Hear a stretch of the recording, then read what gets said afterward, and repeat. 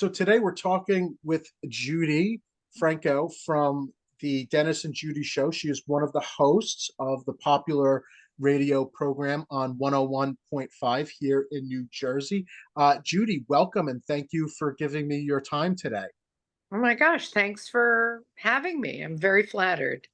I think this is wonderful and getting an opportunity to talk with you and then also to share with my readers and anybody that's listening in about your journey on becoming a gun owner and specifically a woman gun owner in New Jersey. Um, so were you born and raised in New Jersey, or are you a transplant, or are you just a Jersey girl at heart? Well, I think I am a Jersey girl at heart, but I actually was born and raised in, I don't know what you call raised, but I was born in San Francisco and came to New Jersey when I was about 13, 14. So I think right now you could call me a Jersey girl. I've You're been here since then. you're a Jersey girl. Okay, so now talking about your upbringing, did you come from a household that you would consider it pro-gun, anti-gun, or maybe gun agnostic? I think that my family was gun agnostic, and I think that I always had a healthy fear of guns because I had a underlying anxiety in general my whole life. Things just scared me, so I was probably more afraid than the average person of guns. My family, they probably thought guns were for other types of people. Sure. Okay. So now here we are now. It's 2023. And I believe this is the year that you started your journey. Was there a specific defining moment that you would say, okay, I want to become a gun owner. This is something I need to do? I think it was something actually that built up over time. Something in me that's a little bit of a rebel always resented that, New Jersey wanted to keep me from having a gun and being able to protect myself, which made me, on the basis of my personality, want to have one even more. And then it was in the back of my mind. And then, unfortunately, with the rise in anti Semitic incidents over the past 2 or 3 years, I realized that it was not just something that I wanted to do to be a rebel, but it was something that I really did feel a deep longing for because I had a deep longing to protect myself and my kids and my grandkids. So, if I had to say a defining moment, it was anti Semitism being on the rise. Sure. Okay. Absolutely. I get that. And now that you, at that point, you decided to take the plunge, what was the process like for you? Was it organic? Like, did you hit the internet and start Googling or looking up, where do I take lessons? How do I buy a gun? Or was this like, I know a guy and he's going to help me out? It's funny because everything, nothing. I don't believe that there are any coincidences in this life, but the thing that made me reach out to my gun dealer, who is from We Shoot in Lakewood, Ellie Beavis. Hmm. Who, and interestingly, our kids had gone to school together their whole lives, so we were always friends. And then when the first Supreme Court ruling decided they actually challenged Phil Murphy's sensitive places rule and it started to become a more welcoming environment for people who weren't necessarily retired law enforcement to be able to carry. I thought, well, this might be a good time to at least look into it. And my husband happened to bump into Ellie somewhere. And he goes, oh, I heard Judy saying on the air she might want a gun. Gave him the card. He was the guy I would have called anyway. And before you knew it, I had always thought it would be like such a complicated process.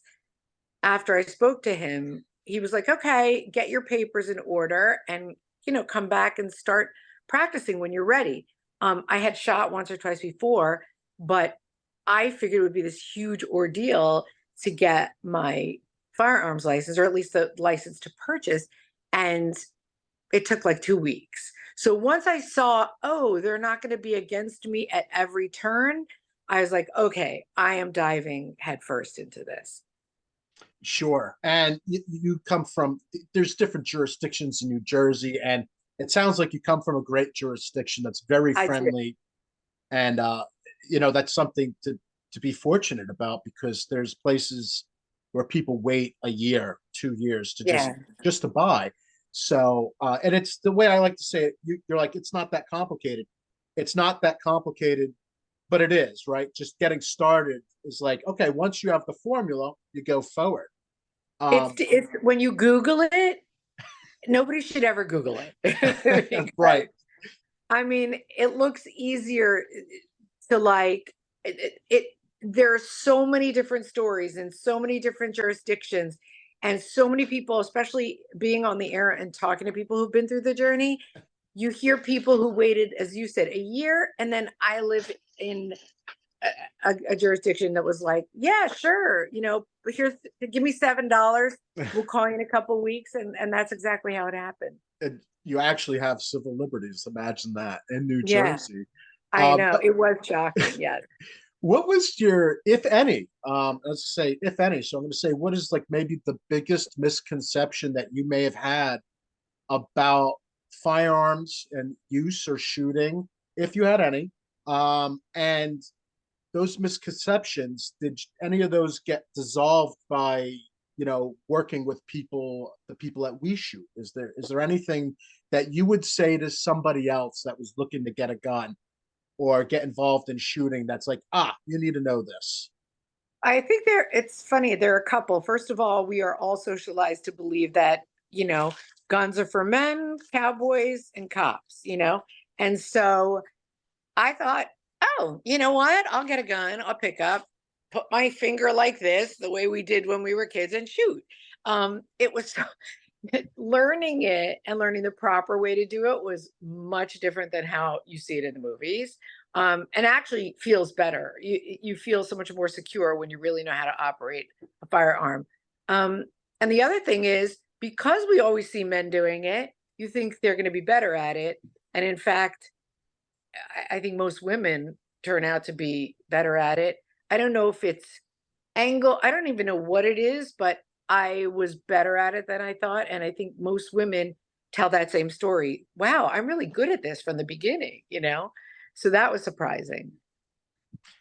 Absolutely. And as an instructor, because I also instruct, I mean, as a side hustle, and women follow instructions so Oh, much yeah, better yeah, than yeah, yeah. so much Yes, better my than men. instructor said the same thing. And because of everything that you said, this is for cowboys and tough guys and men. Maybe there's this preconceived notion that men might have, saying, okay, I'm good at this because I have to genetically be good at this. Well, Right. and Like, you maybe don't need to there's show me. right. It's Yeah. the best part about all of this is just being a good student, keeping your mouth shut, asking questions.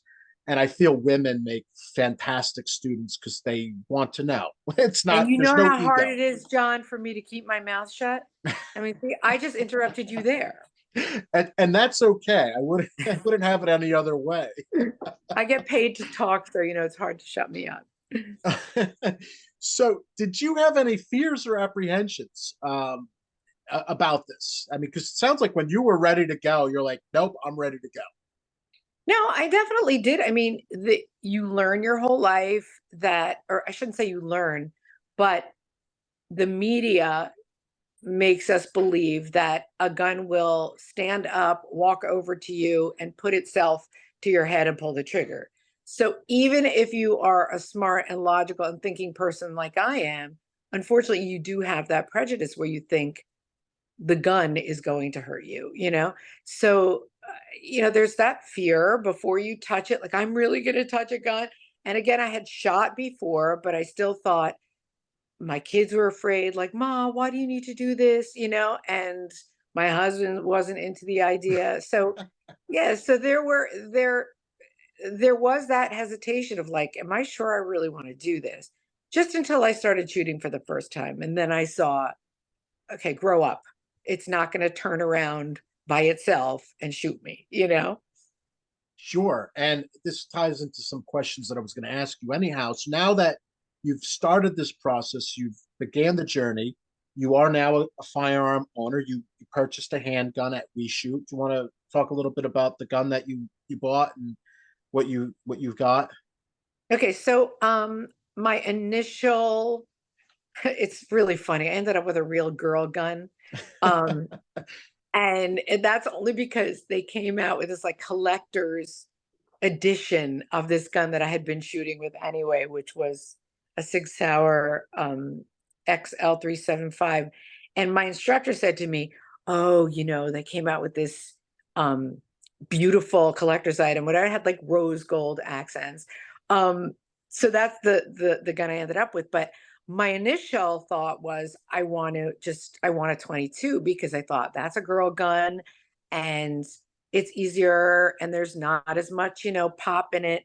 And then when I shot a 22, I realized the solidity of the 9 millimeter made me feel more comfortable, actually made me feel like I could be more in control than the 22. So that's what I ended up with. And I'm very, very happy with my decision. Although I have to tell you, I've thought a few times over the last couple of weeks, like, boy, am I glad I really didn't have to use this yet, because I do feel there's a responsibility to Right. practice a lot more Yep. than I have. So, matter of fact, I'll be doing that this week. I want to just like get back on it. It's such a great hobby too. Like I love it as a hobby. Um, and as a mother and a grandmother and a working woman, like I'm so busy. I'm too busy for hobbies. I am so psyched to have picked up a sport slash hobby that I'm really good at. And yeah, it's a pretty little piece, as they say. And you had mentioned both your husband and your children and grandchildren. So your children are adult age, correct? Yes. So now that you've taken the plunge completely, what is the response, say, from your husband and your children now that uh, my wife, my mom is doing this? Is it embraced, or has mom gone off the rails? What is You everyone know, thinking? I think in the beginning they were like, "Mom's gone off the rails," but no, now I think, they see how, it's just like anything else you decide to do in your life, big decisions that you make. Um, and I do think that, I mentioned before about protecting my family. And when I explained that to them, I think they understood. So now I do. I think they respect the decision. And I'm really glad for them also that they can now get rid of that fear, because if your mother has a gun, it's not scary. It's like, are you afraid of me that I have a cheese grater, which can also harm you if I slam you in the head with it? No, you're not afraid of the cheese grater, so don't be afraid of my gun. But I think now they've come around and they're fully supportive, and I don't think I've turned any of them into gun aficionados, but they definitely see it and they understand.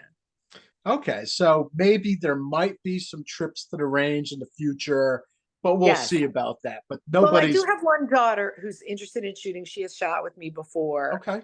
And they get nervous because they have little kids in the house. And I'm always like, dude, you have so many dangerous things in the house that you don't even lock up with little kids. So I'm trying to get them to warm to the idea of actually thinking about having them themselves. Well, something that you brought up was the Supreme Court decision dealing with New York State Rifle Pistol Association versus Bruin. And now permitted carry is becoming a reality in New Jersey. And obviously, New Jersey's been hostile towards the Second Amendment for decades, going back to like 1965 and really going back to the days of Prohibition, if you want to get ultra technical about it. Um, but this gun ownership thing, this is a normal thing, and firearms are normal, and you're a normal person that's engaging in this. And I think it's great to see your perspective about this, especially so early on in the process. Well, I have to tell you that I'm old enough, without revealing my age, to remember kids walking to school with guns because we had a gun club. So I was, I guess, in about sixth grade, growing up in California, of all places, San Francisco. And the older kids in high school had shooting clubs. We had a shooting club, we had a hunting club.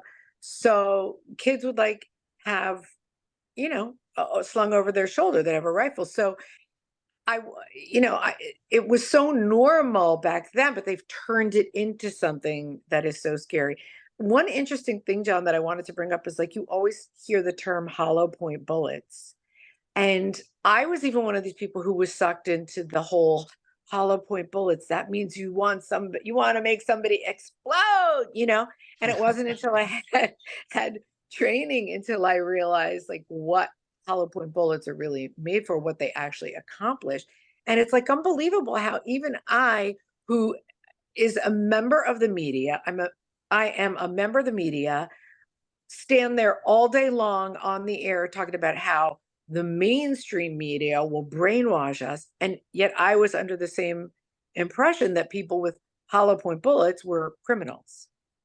And that's they're actually more safe, as I'm sure you've learned, Yeah. And just the people way, don't know that. right, the way they expand, and then they won't over penetrate. There's a whole technical end of that. And I'm glad that you brought that up. Um, what are the things that you've brought up in your coverage of this? Because I think you wrote two pieces so far for 1015 about your journey, Yeah. right? So you're Yeah. chronicling this, and that's part of this whole process too. So I really appreciate your time. One of the things that you talk about is your community is a community that's known of being pacifists. Right. And I don't want to say we're I think we're perceived as pacifists. And I know a perceived as, lot of really, and we're talking about the Jewish community and in particular the Orthodox Jewish community, which my children are part of. I call myself an observant Jew. And what really haunts me are pictures of, let's say, people during the Holocaust and Jewish people being put into cattle cars and just being, and there is a perception that we just stood there and let us do that. That's not what it is. But because that that perception has been so reinforced in people's minds over the years, it's almost like, well, nobody's afraid of us. So nobody thinks that we can defend ourselves. And I want to change that perception. And I'm happy to see, especially when I go to We Shoot or I go to other places in the area where there is a big Orthodox Jewish population, that a lot of these people, like me, like my relatives, are learning to protect their families, learning to be more proactive when it comes to that protection. And that translates for many people into firearm ownership, because guess what, I don't there are plenty of communities that you don't mess with because they will protect their own with firearms. Many people assume Jews won't do that, and I really want to change that perception. Guess what, come after my family, just so you know, this Jewish woman will protect herself. I'm armed, you know. and I think you just grabbed my whole question. You took it, you asked it, and answered it for me. Basically, they're not exclusive or inclusive per se. There's pacifism, which is okay, and the perception of pacifism, and then Like, we're there's not also, weak, you know? We are exactly, not weak. We're not violent people, that's for sure. right. But do not mistake my nonviolence for weakness. And that's the message that I really was excited to get out to not only the Jewish community, but also women. And that's why I did an article recently about how female gun ownership has increased so much, not only across the country, but here in New Jersey, Sure because has. women don't want to be perceived as weak and defenseless either. Well, it's the great equalizer. If you take a woman, whatever stature or weight, whatever you want to call it, up against a 250, closer to 300 pound male, the firearm is, it's the great equalizer. It So really true. is. And I think it's wonderful what you're doing. All right, so we got a couple more questions. I just wanted to talk to you more about your experience specifically. So We Shoot, I was going to say they're good people, right? Like, if you want to Oh, talk about your experience over there, I love the I guys over love that. there. Listen, I'm a little bit prejudiced, perhaps, because again, I've known one of the owners for 30 years. But I have to say that I have not seen a business of any kind run as well as that one. I mean, it is such a well-oiled machine. And in terms of guns and everything associated with it, they do everything. They have everything. They've answered every question I've had there. And this is not because I'm somebody important. I stepped in on their Women of We Shoot a Yep. class one day. They have a group. It's so wonderful. And I just saw those women are like so loyal to that place. They are like, this is the only place I come to shoot. And I love this place so much. And the support we get and the backing we get and the feeling we get here, like it's a family. And it really does feel that way. So We Shoot's not one of those places that's like, oh, what do you want there, doll? They respected you as a human and said, Guess come what? on in. And there are places like that because previous to this, I had shot in Florida where not only was it, hey, doll, what do you want? But it was like, somebody get her a 22. And I didn't know enough to know that, like, oh, they want me to have these little bullets at that point because I didn't know anything. And I just saw like anytime a woman walked in, like get her a 22. And I didn't think about it until years later, but I was like, oh, because they only let women shoot with 22 caliber guns. And that's the prejudice that a lot of these places have. We shoot the minute I walked in, it was like, let me help you. It doesn't matter who you are, what you are, every question answered. In fact, they encouraged me to shoot what I wanted to shoot. They were like, listen, and I remember my instructor saying to me, you could get lead poisoning from a 22 also, but I just want you to know, and this is a woman, I shoot with a 9mm. I think you'll be more comfortable with that. So. And bringing up your instructor, so Heidi, she's a fantastic person. Do you want to talk about working with her, just from a general perspective and even a female perspective? Because I think that's very important. Portion of this story is that there is the large growing demographic is women. I loved the fact when I first walked in and they said you're going to be taught by a woman, I was like, oh, because I had that same misconception that a lot of people have, like, well, she's not going to be as good as a man. And sure enough, the moment we started, I saw that Heidi and I just clicked. And it's probably because well, first of all, she's an unbelievable shot and teacher, whether she's a man or a woman. But I think that the fact that we were both women, she probably knew how I was thinking more than a man would. That's number one. But number two, like even down to the safety goggles, I was like, they were killing me. And I didn't want to say anything because I'm like, I'm not going to sound like a wussy woman, you know, that my ear protection is pressing these things against my head. And finally, I'm like, Heidi, I'm a little uncomfortable. She's like, oh, yeah, you should get these instead. Sure enough, she pulled out what a woman really is probably more comfortable using, these lighter glasses. And I was like, a man might say to me, suck it up, buttercup. It'll hurt. It presses. So I can't even tell you how much I appreciated her expertise. And also the fact that she's a woman really did make me feel more comfortable. Like she could relate to my needs more than maybe a man could. So, I love her. I love her. She's my buddy. We clicked. She's like the only woman I would ever want my girls to train with, and my guy, and my kids, my boys. No, she's great. And I think most of the people that you're going to find at We Shoot and other ranges like We Shoot, because there's a bunch of ranges that are now on the rise in the country and New Jersey where we figured it out. Customer satisfaction is important. It's not just about, all the other grit and everything to this. And I don't know how many men she teaches, but I'm sure all the men have to fall in love with her. She's just good at what she does. Yeah, she's great. Two more things. What's next on your journey? What are we thinking? Well, I want to be able to carry that little baby wherever Okay. I'm allowed to carry it. Um, and I'm also thinking about when I want to like get my grandkids involved. So one of my kids has said she would definitely let her daughter come with me to the range, and she's 12. So I feel like that's the next step because I don't want my grandkids to have that feeling that I have that this is scary or this is icky or this is for bad people or law enforcement. And I've tried to really teach them that, if we take guns away from people, it's only bad people who have them. But so next is, yeah, I want to be able to carry, and that's on my agenda. And then I want to be able to pass this down to my grandkids. I think it skips a generation because my kids aren't that into it, but hopefully the grandkids will be. Sure. So do you think there's a future, another firearm coming into the household, or right now we're just sticking with the one?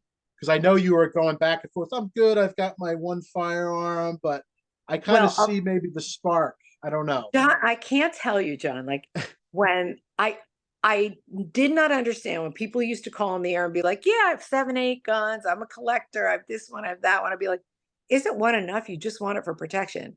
But the minute I walked into We Shoot and saw that display, I'm like, and that one looks cute, and that one, and I like that one. And also I want to be proficient in different types of guns. So you never know. There could be a budding collection. I like that. So do you have Yes. anything that you'd like to end with? Something that maybe we didn't cover that you want to get out as your message? Or something that you think my readers and anybody listening or watching in on this should know? Well, I have a feeling that anybody who is listening to you right now is on the same page that I am, which is, if they try to take our guns away, only the bad guys are going to have them. But I think I think you covered everything I would want to say. If there are women listening now who are on the fence, I have to say, not only is there nothing more fulfilling than feeling like you could do something that you never thought you could do before, but with having a firearm, you talk about, I'm not like Miss Feminist or anything, but when you talk about empowerment and female empowerment, there is nothing to me that makes me feel more powerful than knowing that if I needed to, I would not have to rely on my husband. Although I do rely on him, but I'm going to be able to rely on myself too if anything, God forbid, happens. So if a woman is listening in particular and they're on the fence, today is the day to do it. Today is the day to say, I'm hopping off the fence and I'm going to purchase a firearm and I'm going to get myself a license and I'm going to do it. I have a lot of friends who are on the fence, John.